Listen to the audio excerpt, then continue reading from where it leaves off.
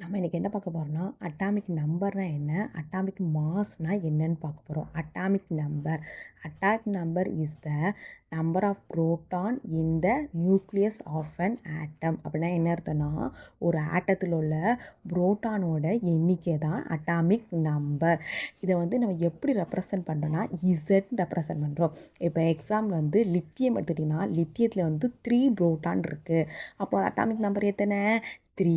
இப்போ நீங்கள் ஒரு டவுட் வரலாம், எதுக்காக நம்ம புரோட்டானை மட்டும் அட்டாமிக் நம்பரில் கன்சிடர் பண்ணுறோம், அதில் நியூட்ரான்ஸ் இருக்குது, எலக்ட்ரான்ஸ் இருக்குது, அதெல்லாம் கன்சிடர் பண்ணுறதில்ல அப்படின்னு ஒரு டவுட் வரலாம். இப்போ எக்ஸாம்பிள் ஹைட்ரஜன் ஐசோடோப் எடுத்துட்டிங்கன்னு வச்சுக்கோங்களேன்.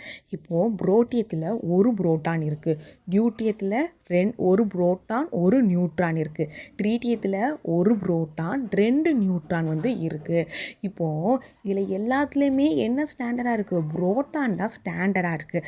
அதனால தான் நம்ம புரோட்டானை மட்டும் அட்டாமிக் நம்பரில் கன்சிடர் பண்ணுறோம்.